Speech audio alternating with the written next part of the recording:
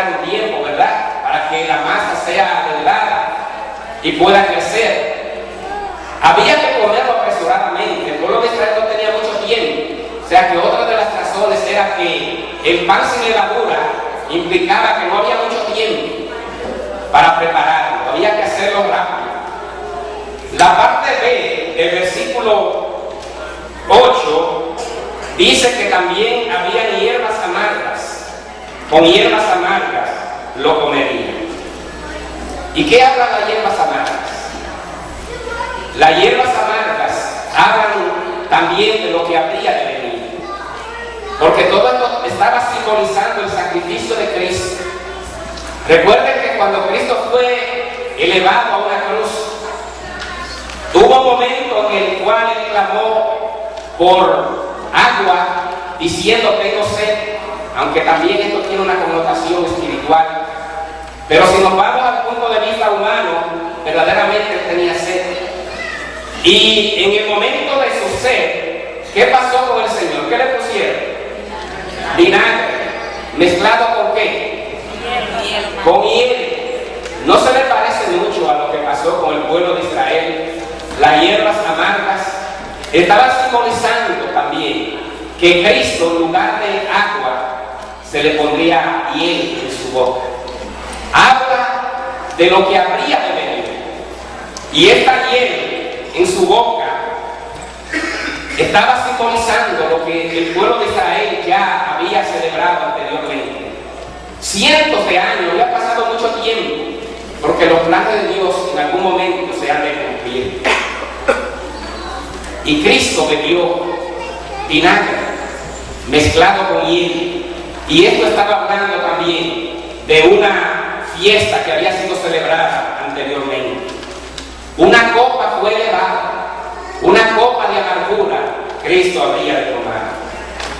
Ahora, explicado lo que pasó en el pueblo de Israel antes de Cristo, dentro de la gran celebración de esta, una de las 6 grandes fiestas del pueblo de Israel, la fiesta de la Pascua, conocida también como la fiesta de los panes sin levadura, estaba simbolizando lo que habría de venir.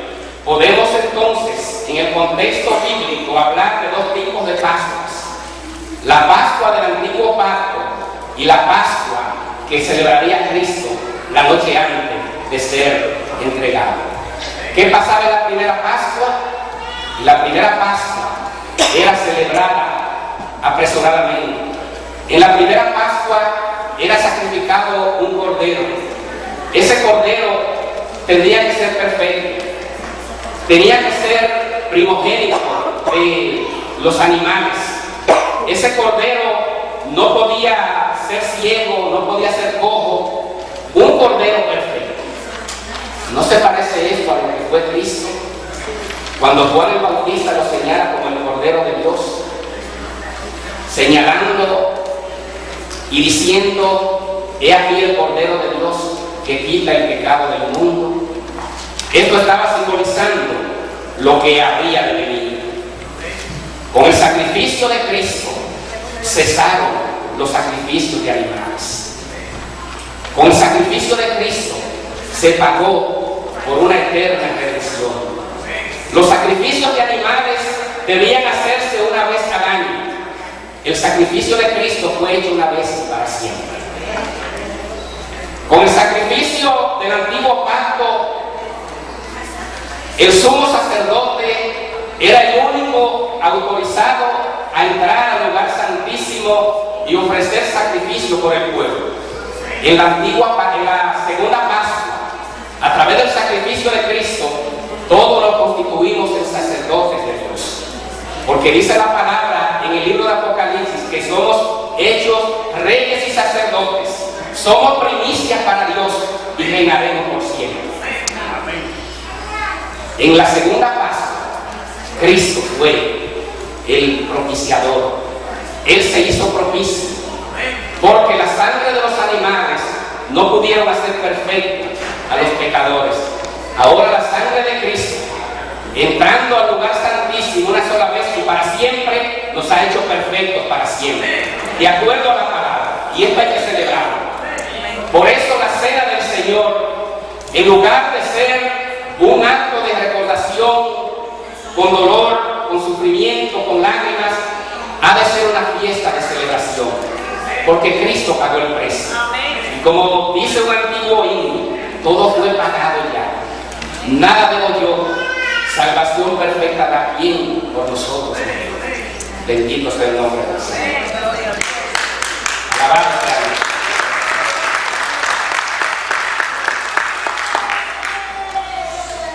¿Qué celebramos en la última Pascua? Cristo, en su ministerio terrenal, participó de las grandes celebraciones que hacía el pueblo. Y en una de estas Pascuas, donde muchos corderos habían sido ya sacrificados, Cristo llama a sus discípulos y los reúne en un lugar aparte. Y vamos a ver lo que pasó en lo que sería la última Pascua. Marcos 14, del 12 al 16.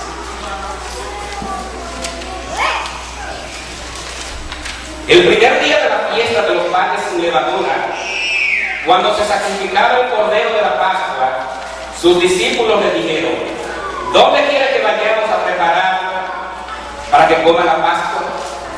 Y envió a 2 de sus discípulos y le dijo: id a la ciudad y os hará de encuentro un hombre que lleva un cántaro de agua, seguidlo.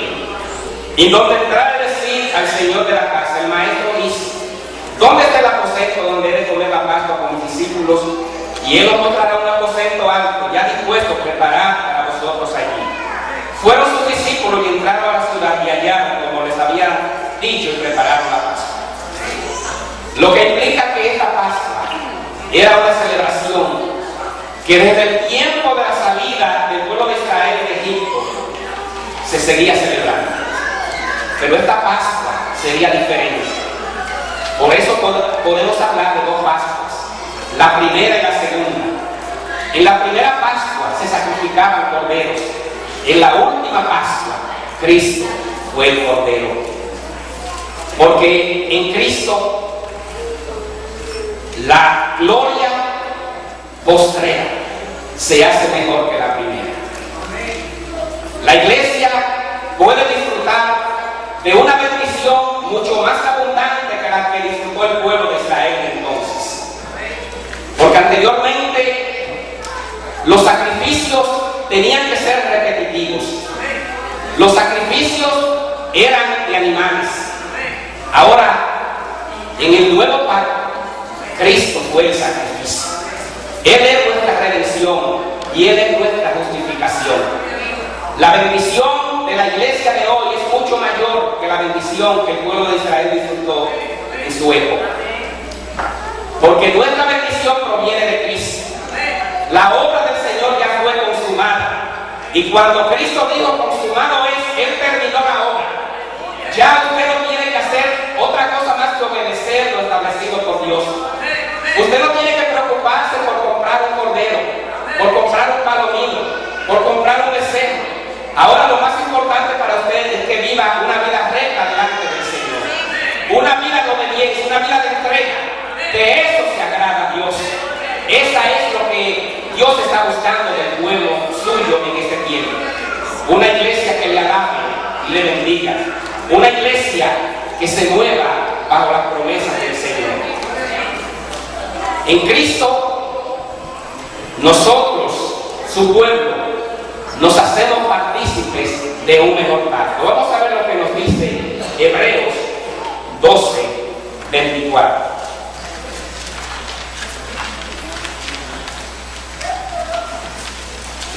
A Jesús, el mediador del nuevo pacto y de la sangre rociada, que habla mejor que la de Abel.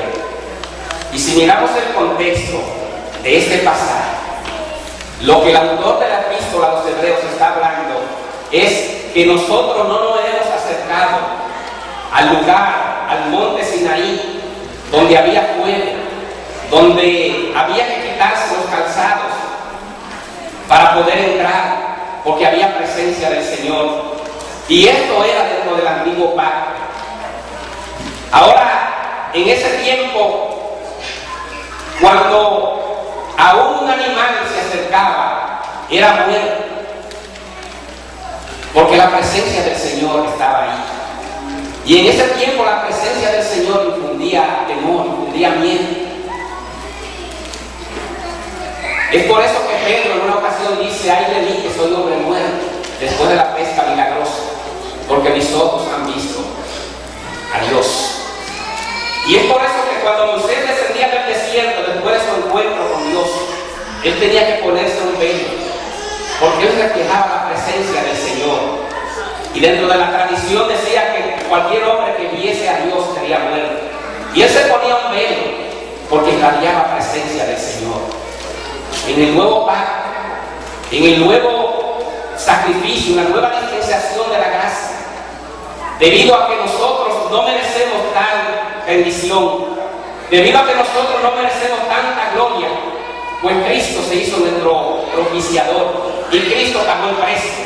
Y ahora, a través de Cristo, Dios está buscando vidas de sacrificio al Señor. Por eso dice la palabra que debemos presentar nuestro propio cuerpo en sacrificio vivo, santo y agradable a Dios, que es un culto racional, dice Romanos capítulo 2. Ahora nosotros somos sacrificio para Dios, pero es una carga ligera, dice el Señor. Mi yugo es fácil y ligera mi carga. El precio fue pagado, la obra de la redención fue hecha. Cristo es nuestro mediador, Él es nuestro intercesor. Nos hemos hecho partícipes de la gloria del Señor a través de Cristo, y ahora nos resta obedecer a su palabra. Somos participantes de un mejor pacto, una sangre que habla mejor que la de Abel. Hebreos 12:24. ¿De qué hablaba la sangre de Abel? Cuando Caín mata a Abel, dice el Señor que la sangre subió hasta la presencia del Señor reclamando justicia. Y que la muerte de Abel, dice la palabra, que trajo consigo una doble maldición. Maldición sobre la tierra, que abrió su boca para tragar la sangre inocente de Abel. Y maldición sobre Caín, que ahora tenía que moverse también bajo el látigo de la persecución, de que todo aquel que le viere por este mal que había causado a su hermano, lo mataría.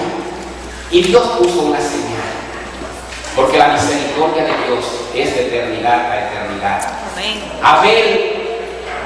Caín no merecía, él merecía el castigo, pero Dios puso una señal: que nadie te toque, que será maldito 7 veces el que te haga mal, porque los juicios son de Dios.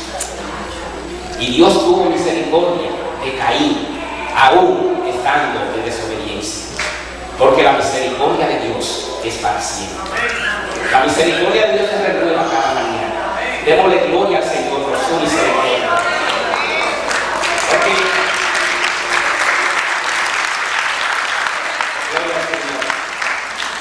Porque si nos revisamos a nosotros mismos, somos merecedores de tanta gloria.